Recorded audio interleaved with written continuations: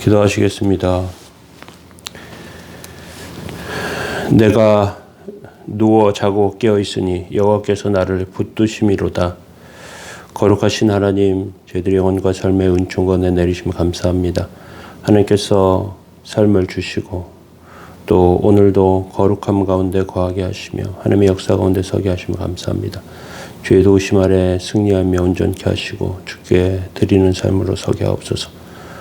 말씀 가운데 함께 하시기 원하며 연약한 종에게 은혜 내려 주옵소서. 예수님의 이름으로 기도합니다.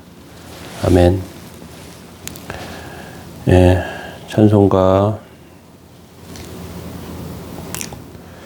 95장 2절 찬송 드리겠습니다.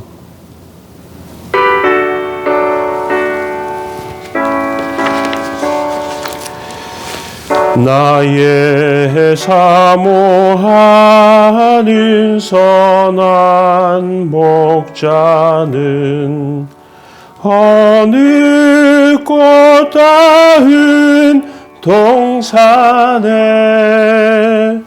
양의 무리와 늘 함께 가셔서 기쁨을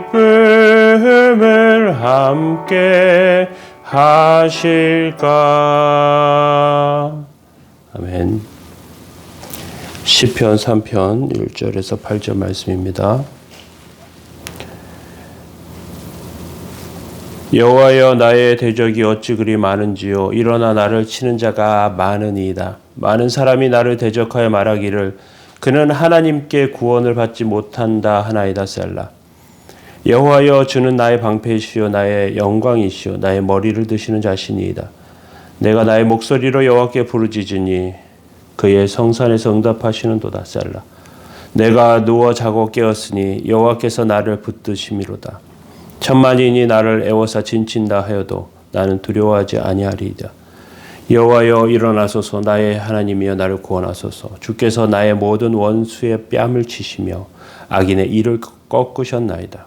구원은 여호와께 있사오니 주의 복을 주의 백성에게 내리소서. 아멘.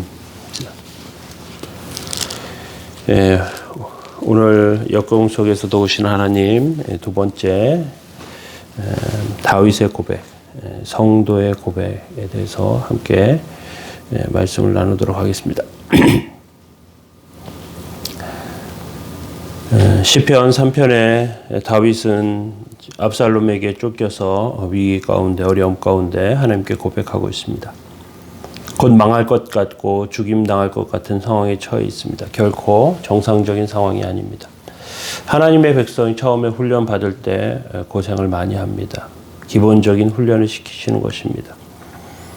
성도가 받는 가장 기본적인 훈련은 마태복음 4장 4절에 나와 있는 말씀처럼 사람이 떡으로만 살 것이 아니요 하나님의 입으로부터 나오는 모든 말씀으로 살 것이다 하신 예수님의 말씀처럼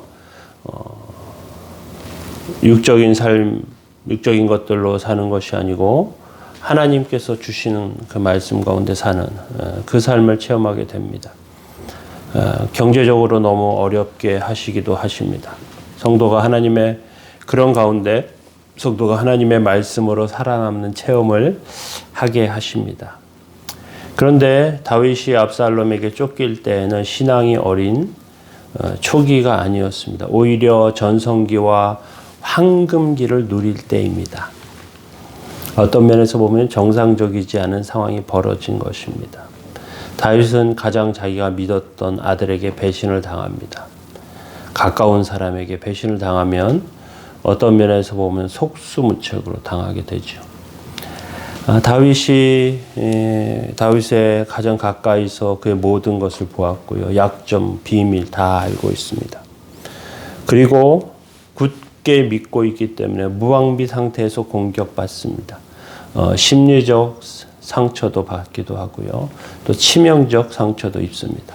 그런데 하나님의 백성들에게 이런 상태, 처음에 신앙이 세워지기 위해서 하나님께서 시험도 하시고 하시는 그런 때가 아니고 신앙이 굉장히 오래되고 무르익고 어느 정도 정말로 안정적인 그런 모습 가운데 살고 있지만 그렇지만 그런 가운데 닥치는 고난과 어려움, 이것은 신앙을 한번 점검해 볼 수 있는 기회가 됩니다. 내 신앙이 너무 느슨해져 있지 않는지, 아니면 추락하고 있는 것은 아닌지, 이상하게 형편이 나아지면 나아질수록 하나님께 부르짖는 기도가 줄고 하나님의 말씀을 느슨하게 붙잡게 되는, 사단이 틈타기 쉬운 때가 된다는 것이죠. 위기가 닥칠 때 내가 교만했구나, 또 잘못했구나, 죄를 지었구나 깨닫게 되는 것입니다. 다시 말해서 하나님 앞에 나가서 정말 체면과 자존심 다 내려놓고 하나님 앞에 무슨 체면과 자존심 부리겠습니까? 하나님 연약합니다. 하나님 도와주십시오 하면서 결사적으로 붙들게 되는 시간.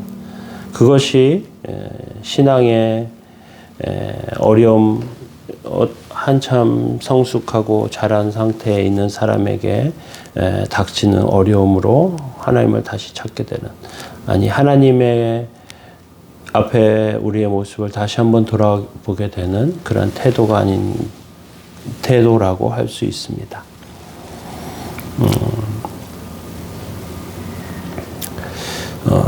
이런 어려움을 당할 때, 특별히 가까운 사람들 가운데 배신이나 또 절망적인 상황이나 그런 걸 당할 때 다윗은 하나님께 부르짖으면서 3절 보면 이렇게 되어 있습니다.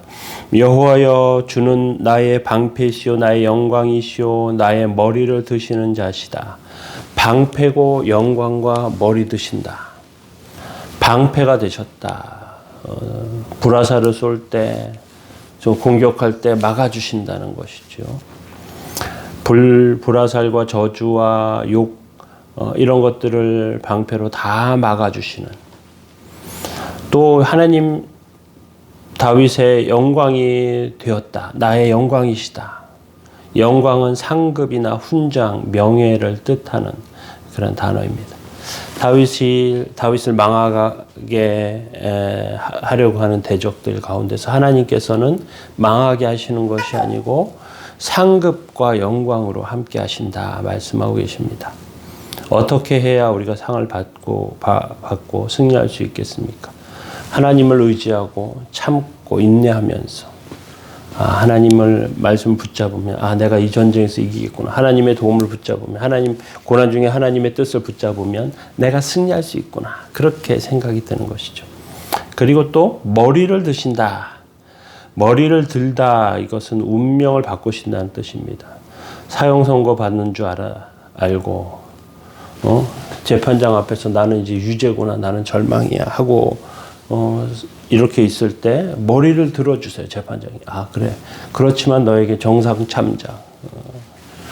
이렇게 해주신다는 것이죠. 운명을 바꿔주신다. 도망자 신세인 다윗이었습니다. 그를 하나님께서 왕으로 바꾸셨습니다.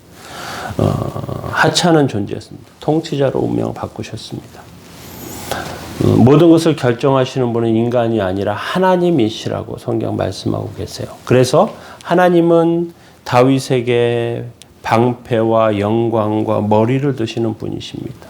다른 말로 하면 성도들의 방패가 되시고 우리에게 영광이 되시고 우리의 머리를 드시는 그 하나님, 그 하나님을 붙잡고 의지하면 세워지게 됩니다. 어떻게 해요? 4절에 보면 내가 나의 목소리로 여호와께 부르짖으니 그의 성산에서 응답하시는도다.